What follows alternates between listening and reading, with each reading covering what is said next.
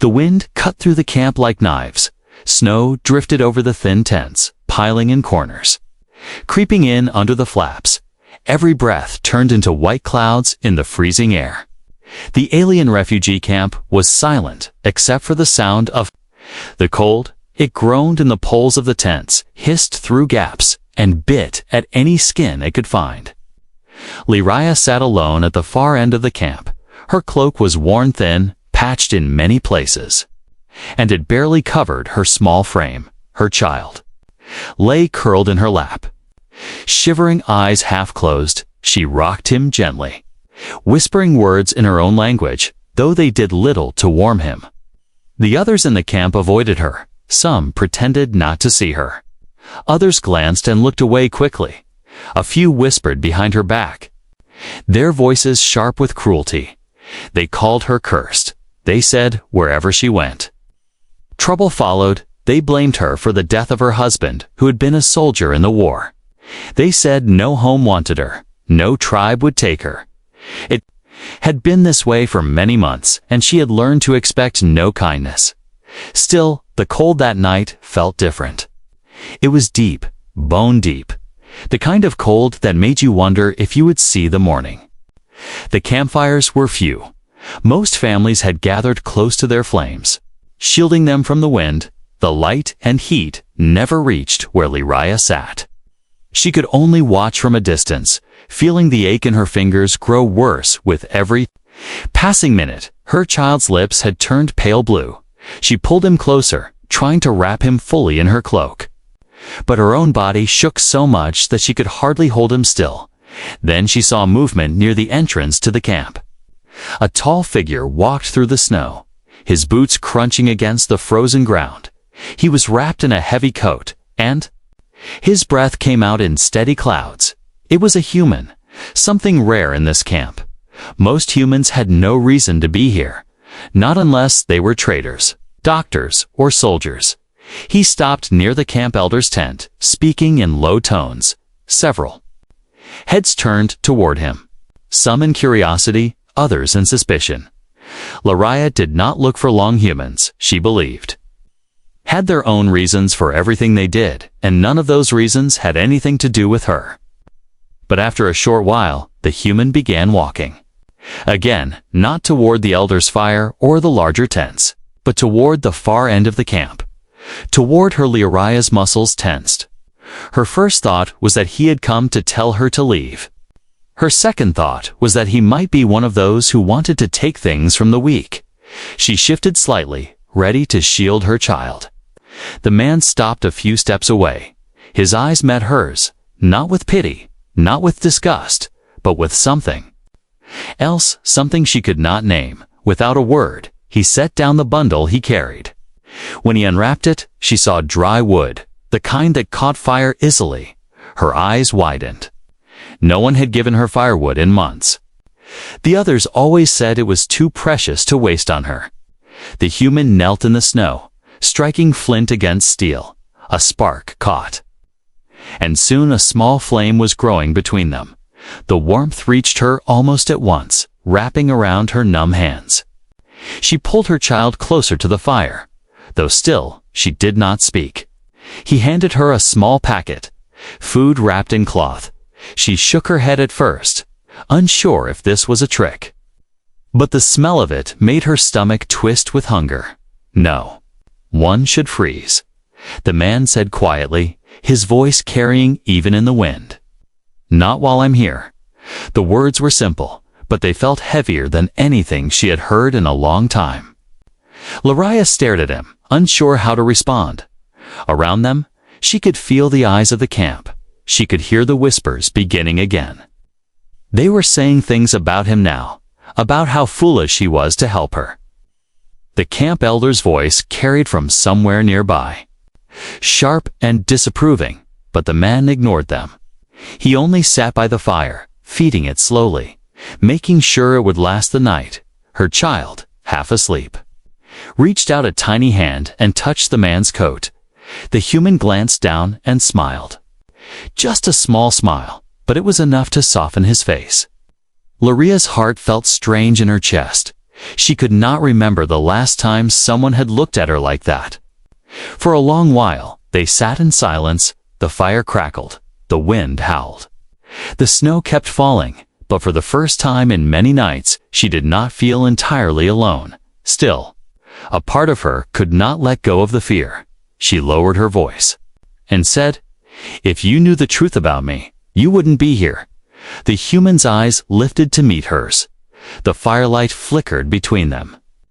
He did not move, did not speak right away, and in that pause, with the snow falling harder and the whispers growing louder, Liriah felt the first spark of something dangerous. Hope. The fire between them burned slow and steady. Orange light danced on the snow, casting long shadows that moved like ghosts across the camp. Liriah sat with her child pressed close, his tiny fingers thawing in the new warmth. She had not eaten since yesterday morning, and her child even longer. The smell from the human's food packet kept drifting to her, rich and warm, but still, she hesitated to take it. The human noticed her reluctance. He opened the cloth himself, showing her the contents: bread, dried meat, a small piece of sweet root. He tore the bread in half, placing one part in her hands and the other in the child's. Her fingers trembled as she accepted it. The bread was soft, warm from being kept close to his body. Her son bit into it at once, chewing in slow, sleepy motions. Liriah wanted to tell him to eat slowly, but she knew hunger had no patience. Around them, eyes watched in silence. A group of camp women whispered together, shaking their heads. One man leaned toward the elder's tent, muttering something that made the old alien frown deeply. Still, the human ignored it all. He reached into his pack and pulled out another bundle of wood. Stacking it beside the fire, "This will last you the night," he said, "but tomorrow will be colder." She stared at him, not understanding. He must have seen the question in her eyes, because he added, "I can bring more." The words hit her harder than she expected. No one in this camp had ever offered her tomorrow. Most gave her nothing, and those who gave at all gave only scraps.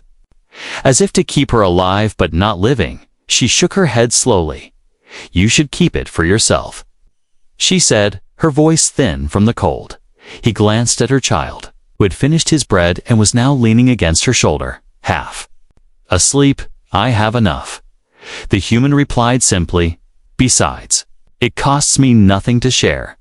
That was a lie. She could see it in the wear of his coat, the patches on his gloves, the way his boots had been mended with strips of cloth. He was not a man with much to spare. Yet here he was, giving without asking. Liriah's throat tightened, but before she could speak, a shadow fell over them. The camp elder stood there, leaning heavily on his carved staff. His eyes were sharp as frozen glass. "You should not waste firewood on her," he told the human. "Do you know who she is? Do you know what they say about her?" The human did not look up from the fire. "I know she's cold, and so is her child," he said. Feeding another branch into the flames, the elder's face tightened. "She brings ruin," he said.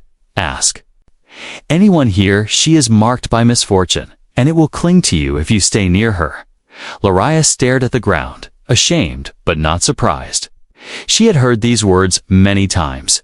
She expected the human to get up, to nod politely, and to walk away with his supplies.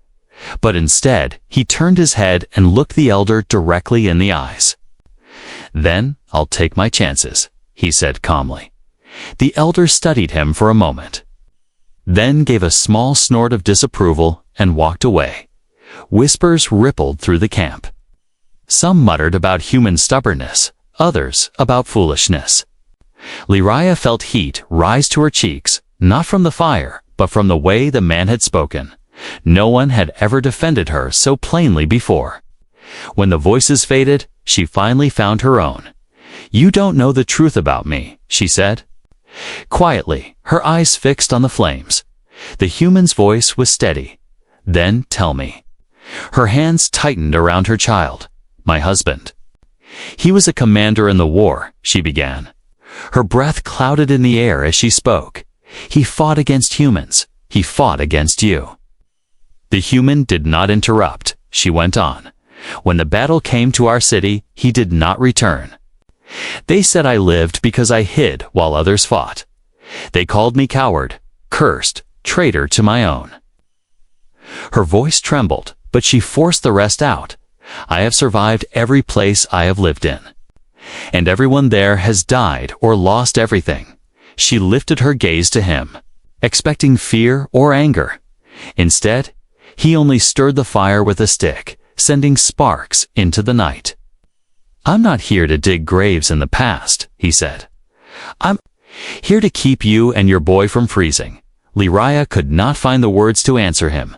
The fire popped softly, sending a wave of warmth over her hands. Her child's breathing was slow now. Deep in sleep, she looked at the human's face. In the flickering light, there was no sign of doubt there, only a steady resolve she did not understand. From the distance came a sudden sound, a faint flicker of light in the dark sky. Lyraya's head turned sharply. The human followed her gaze, eyes narrowing. The light was moving, low and fast. Not the glow of a fire, but something sharper. Stranger, the cold in her bones deepened. She knew that kind of light, and it never brought good news. The human's hand moved to the weapon slung over his shoulder. He looked at her once, reading the fear in her eyes. "Is it what I think it is?" he asked quietly. Lyraya's voice was barely a whisper. "Yes," she said. "And if it's here, it's already too late." The strange light in the sky moved closer. It pulsed in slow waves, turning the snow a dull red. Then pale white again. Lyraya's heart pounded as she pulled her child closer. The human, Evan, kept his hand near his weapon, watching without. Blinking, it was not just fear she felt, but recognition. That kind of light only came from Raider scouts, or worse, soldiers from the old war. The camp began to stir. Voices rose in alarm. Tents rustled as people stepped out. Pointing to the sky, the elders shouted for calm. But his voice trembled. Lyraya lowered her head, hoping the shadows would hide her. She knew if those lights were here for what she thought. She was the reason. She had seen that pattern before. It was the signal of a hunt. Evan noticed her tension. "You've seen this before," he said quietly. Not as a question, but as a fact. She swallowed hard. "They came to my last settlement," she whispered. "They took food, firewood, anyone they thought could be sold." Evan's eyes narrowed. Why would they come here? Her answer caught in her throat. She looked at her sleeping child, then back to him. "They're not after the camp," she said finally. "They're after me." Evan frowned, but did not move away. "Why?" Her hands gripped her cloak tightly. "My husband? He wasn't just a commander," she said, her voice so low the wind almost carried it away. "He was one of the few who knew the location of the old war vaults, places where weapons and technology were hidden before the treaties." She hesitated, her breath shaking. "When he died, they believed he told me where they are." Evan studied her face in the firelight. "Did he?" She shook her head sharply. "No, I don't know. I never knew. But that doesn't matter." Her voice broke slightly to them. "The belief is enough. And for years, they followed me from place to place, thinking one day I'll give up the secret." Her eyes burned with a mixture of anger and exhaustion. "They don't care if it's true. They only care that they might be right." The wind picked up, carrying the distant hum of engines. Evan's jaw tightened. "You should have told someone," he said. She gave a bitter smile. "And who would believe me? The people here already think I bring death. If I told them raiders hunt me, they'd throw me into the snow before they'd defend me." In the distance, the light in the sky split into several smaller points. Evan could now see the faint shapes of craft cutting through the clouds. The camp elders shouted orders. People ran to hide their supplies. Others to guard the entrances, but the fear was already spreading like fire through dry grass. Leraya shifted her child in her arms, glancing toward the woods beyond the camp. "We could slip away," she whispered, "before they get here." Evan's eyes flicked toward the forest, then back to the camp, running in the open snow with the child.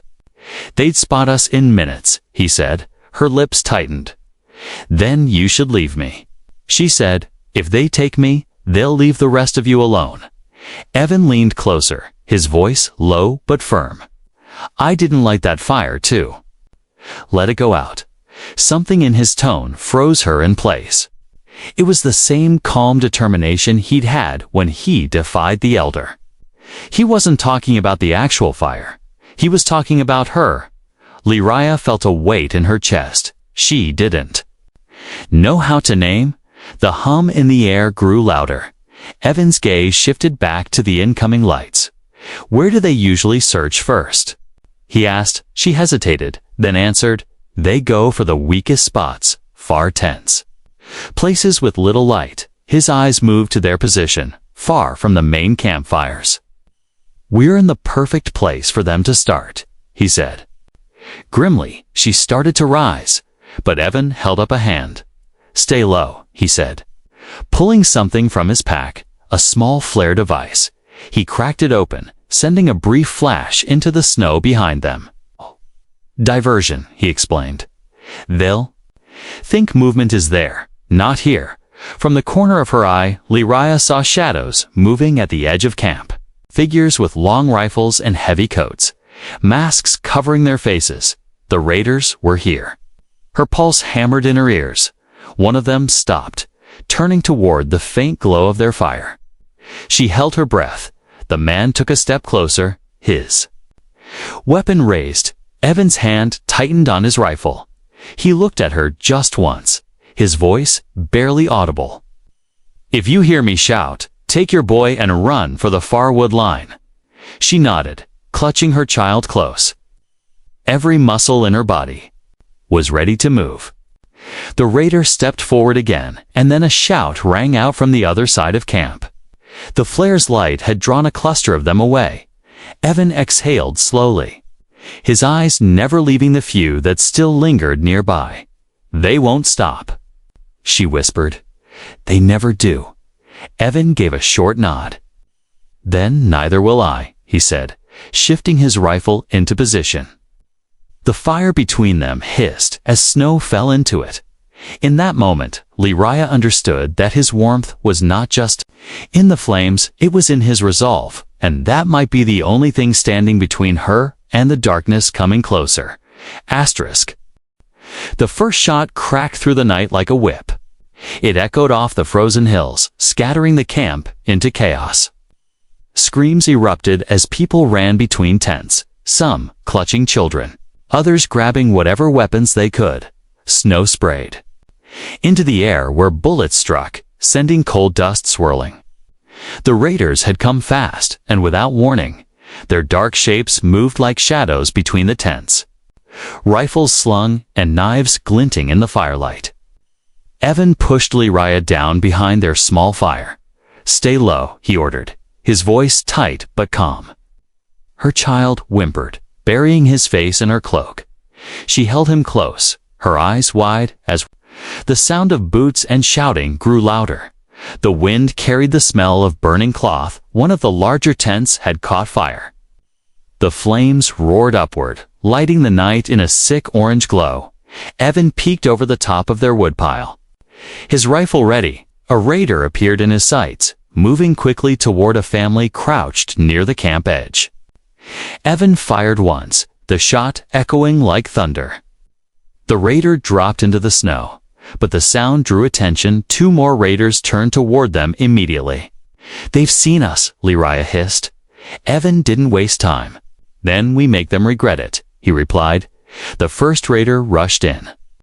Swinging a heavy club, Evan stepped aside, grabbed the man's arm, and drove the butt of his rifle into the raider's mask.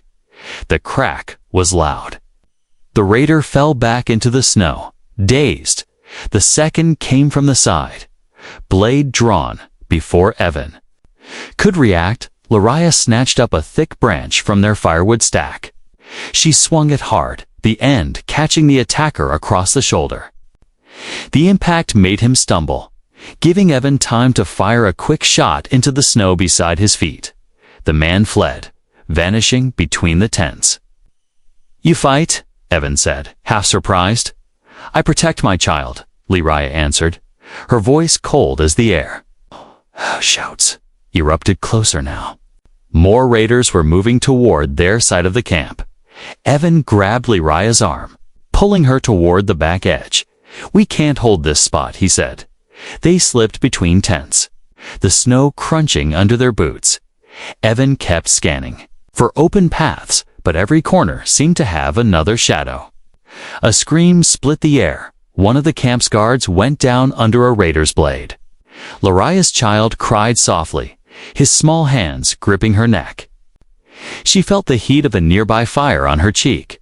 The raiders were setting more tents ablaze. The camp was being lit from within, flames spreading, the glow growing brighter against the snow. Evan spotted a narrow gap between supply crates and a half-buried cart. "Through there," he said. They crouched low, slipping into the narrow space. From here, they could see the camp's central fire pit. The elder stood there shouting orders, but his voice was drowned by the chaos. Several raiders were already closing in on him. "We have to get to the wall," Evan said. Lariah hesitated, looking back toward the camp. "If they take the supplies, everyone will starve," she said. Evan gave a sharp look.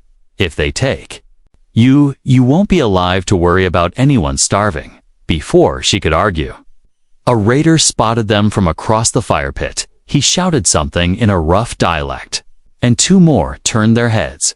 Evan raised his rifle, firing twice, forcing them to drop behind cover. "Move," he barked. They sprinted toward the outer fence, snow flying under their feet. Behind them, the noise of the attack swelled gunfire, shouting the tearing of tent fabric as they neared the fence. Lariah heard the sound of heavy boots closing in. She turned her head in time to see a raider charging with a spear. Without thinking, she spun, her cloak swirling, and thrust her branch upward. The spear glanced off it, the impact jolting her arms. But she held firm. Evan spun around and slammed his rifle butt into the raider's side. The man collapsed, rolling into the snow. "You're better at this than you look," Evan said, breathless. "I told you I protect my child," she answered, her grip tightening on the branch. They reached the fence, a rough wall of scrap metal and wood, barely shoulder height. Evan shoved a crate against it, climbing up first, then reaching back for the boy. Lariah passed her child to him, then hauled herself up with his help. The cold air beyond the fence felt sharper, emptier, but safer than the burning chaos inside. From the top, she could see the camp clearly. Fires burned in half a dozen places, black smoke twisting upward. Figures moved frantically through the light and shadow, some fighting, others fleeing. The hum of engines grew louder again, and this time she saw the shapes of the raiders' skiffs skimming low across the snow. Her breath caught. They were circling, preparing for another pass. Evan set the boy down in the snow outside the fence. He turned to Lariah, his expression grim. "This isn't over," he said. She nodded, her heart pounding. "They'll follow," she said quietly. "Good," Evan replied. "Because I'm done letting them chase you. It's time they learn what it's like to be hunted." The snow outside the camp was untouched. It stretched into the dark like an endless white ocean. Evan's boots sank deep with each step. Leaving a trail behind them, Lariah followed close, carrying her son, her arms aching from the weight but never loosening her hold. The sounds of the burning camp faded behind them, replaced by the quiet hiss of falling snow. They moved toward a cluster of rocks that jutted up from the ground like frozen teeth. Evan guided them there, using the stone as a shield from the wind. When they stopped, he knelt in the snow, pulling a small bundle from his pack. Inside was the last of his firewood, just enough for one night. He began to stack it carefully, his hands moving fast despite the cold. "You saved some, Liriah," said softly. "I told you I'd keep you warm," he replied without looking up. The flint sparked, the wood caught, and soon a small flame flickered to life between the stones. Liriah sat near it, cradling her son close so he could feel the heat. The boy stirred, murmuring in his sleep, his tiny hands opening and closing, as if reaching for something. Evan watched them both for a moment in the firelight. The deep lines of exhaustion on Liriah's face were clear. But there was something else there too, a stubborn strength that reminded him of the soldier's heed. She noticed his gaze shifting uncomfortably. "What is it?" she asked. "You fight harder for him than most fight for themselves," he said quietly. Liriah lowered her eyes to the fire. "I have nothing else left," she whispered. "Then he's the only reason I'm still breathing." A gust of wind made the flames bend sideways, throwing their shadows against the rocks. Evan reached into his coat, pulling out a strip of cloth. He leaned toward her. "Your arm," he said. She hesitated, then realized her sleeve was torn. A thin trail of blood had frozen along the fabric. She hadn't even noticed the cut during the chaos. "It's nothing," she said. "It's something," he replied, wrapping the cloth firmly around her arm. As his hands worked, she felt the strange warmth of his touch, even through the cold. She looked at him, really looked, and saw more than the man who had given her fire. She saw someone who could have left her to the fate the camp had chosen, but didn't. "You risked yourself for me tonight," she said. "I don't understand why." Evan tied the knot in the cloth and met her eyes. "Because you and your boy deserve a chance," he said simply. "And because I'm not the kind of man who watches people freeze to death." She almost smiled, but it didn't come fully. The weight of her past pressed too heavily on her. "Even if helping me means you'll be hunted like I am?" she asked. Evan poked at the fire with a stick, sending sparks drifting into the air. "I'd rather be hunted than live with myself knowing I walked away," he said. Silence fell between them, broken only by the fire's soft crackle. Snow drifted down, each flake glowing briefly in the firelight before melting on the stones. Her son shifted again, this time curling one small hand around Evan's wrist. The human froze for a second, then slowly turned his palm upward so the boy's hand rested. Inside it, Liriah saw it, and something in her chest twisted. "You should sleep," Evan said after a while. "Aki watch." Liriah shook her head. "No, if they're still nearby, we'll need both of us ready." He looked at her for a long moment, then nodded. "You're stubborn," he said. She almost laughed. "And you're too kind for a world like this," she replied. The wind howled again, stronger this time, carrying faint sounds from far away, not voices, not engines, but the low thud of something heavy moving over snow. Evan's eyes narrowed. "They're still tracking us," he said. Liriah's stomach tightened. "They won't stop," she whispered. "No," he agreed, "but neither will I." He fed the fire one last piece of wood, letting the flames rise higher. The glow painted both their faces in gold. "You've given me warmth," she said quietly, her voice unsteady. "But more than that, you've given me something I haven't felt in years." "What's that?" he asked. "Hope," she said, her eyes glistening in the firelight. Evan didn't speak after that, but his gaze on her said enough that as long as he breathed, she and her child would not be alone. The fire burned steady, but it was the resolve between them that truly kept the cold away. By morning, the wind had carved deep ripples in the snow. The sky was a pale gray sheet, heavy with more to come. Evan stamped out the last embers of their fire, his breath curling in the cold air. Liriah's son was still asleep, wrapped in both her cloak and Evan's coat. The boy's small face was warm for the first time in days. They began walking toward the human settlement Evan had mentioned. The path was long, cutting across frozen plains with no cover. But it was safer than returning to the camp. Laria's heart still ached at the thought of the people left behind, but she knew they would never have defended her. If she had stayed, she and her son would be dead or taken by now. Halfway to the ridge, they heard shouting behind them. Evan turned sharply, his hand going to his rifle. 3 figures appeared through the snow haze, 2 aliens from the camp. And the camp elder between them. They were moving fast, their cloaks whipping in the wind. Laria froze, unsure if this was rescue or confrontation. When they drew closer, the elder's face was tight with anger. "You?" He called out to Evan. "You brought this on us, you and that cursed woman." Evan didn't move, his stance calm but solid. "I didn't bring the raiders," he said evenly. "They were hunting her long before I came." The elder's voice cut through the wind.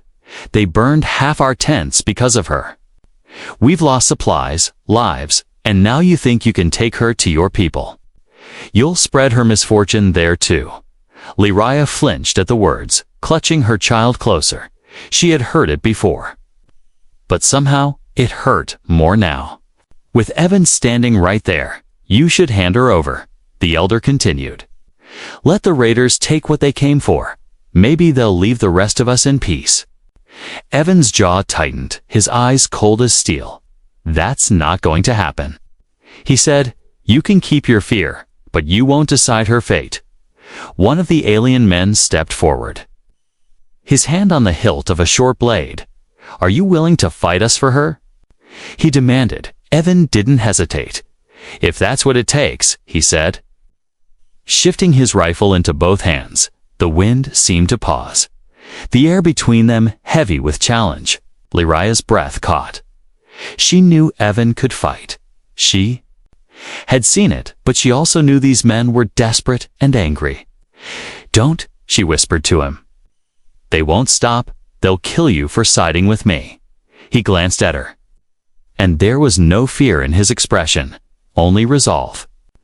"Then I'll die knowing I stood on the right side," he said. The elder's eyes narrowed. Studying him, "You'd leave your people for her. Risk your own safety for someone you've known less than a week." Evan gave a short nod. "I've seen enough in that time to know she's worth more than any of your superstitions," he said.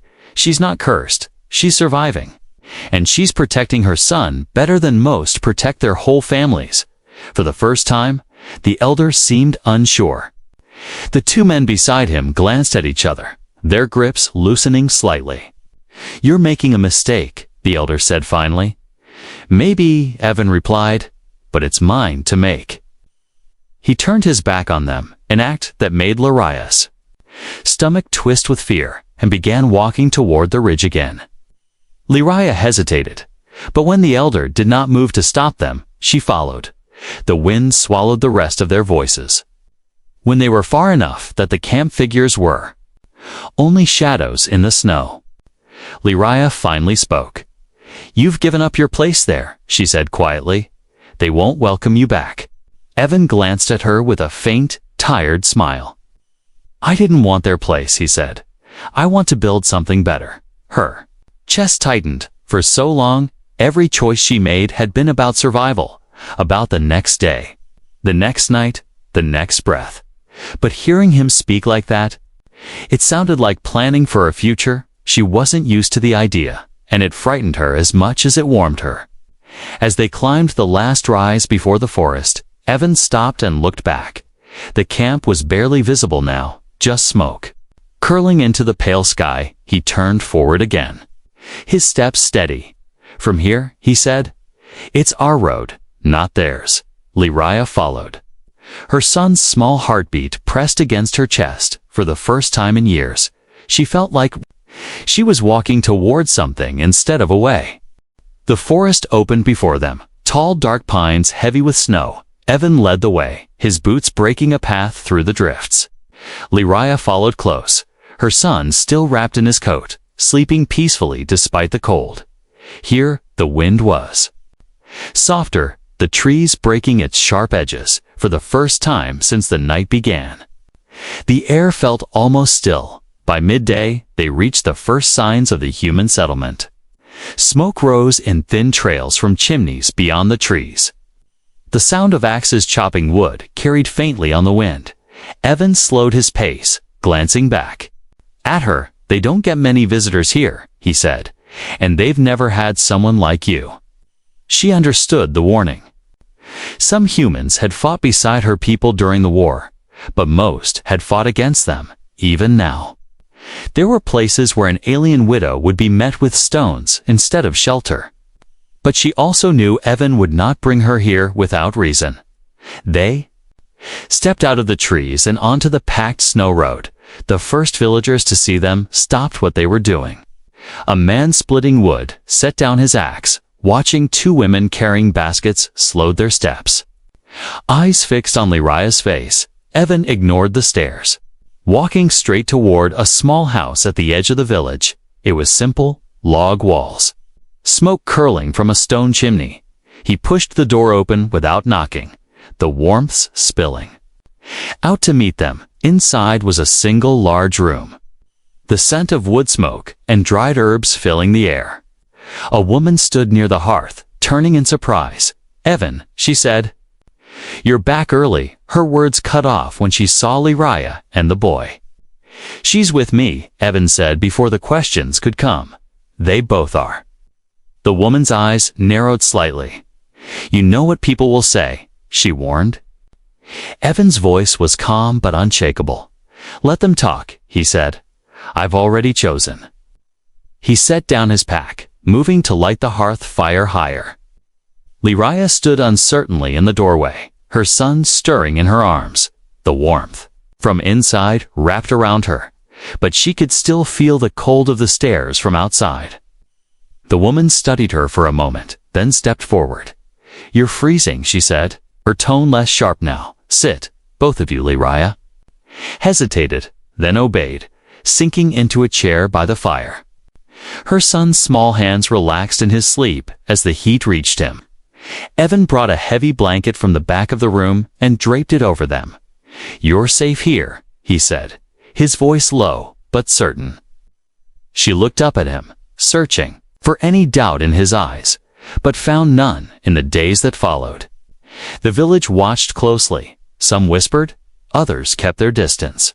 But when a snowstorm hit 3 nights later, Lyraya cooked for the neighbors who had been trapped without supplies. When another family's roof cracked under the weight of ice, she helped Evan repair it despite the biting wind, slowly. The glances from the villagers began to change. Curiosity softened into something closer to respect. One evening, after the last of the repairs were done, Evan returned to find her sitting by the fire with his tools neatly laid out. "You've been working since dawn," she said. He shrugged, setting the tools aside. "I've worked harder for less," he said with a small smile. Lyraya's eyes lingered on him. "You've given us more than a place to stay," she said. Softly, "You've given me a reason to believe we belong somewhere." Evan sat across from her, the firelight painting his face in warm gold. "And you do," he said simply. "Not just here, with me." Her heart stumbled in her chest. The words were plain, but they carried a weight deeper than anything she'd heard since the war. She thought of the first night in the freezing camp, of the fire he'd lit without hesitation. She thought of the raiders, of the long road here, of the way he had stood between her and every threat without flinching. "You've given me your fire," she said quietly, her voice unsteady, "but I think you've also given me your heart." Evan didn't answer right away. He reached across the table. Taking her hand in his, "It's yours," he said, "for as long as you want it." Lyraya's eyes burned. But she didn't look away. Her son stirred from his blanket, climbing sleepily into Evan's lap as if it were the most natural thing in the world. The human wrapped an arm around the boy without missing a beat, and in that small, warm room, with the snow piling high outside, Lyraya finally understood something she had thought lost to her forever. She was no longer unwanted. She was home, and the fire between them would never go out.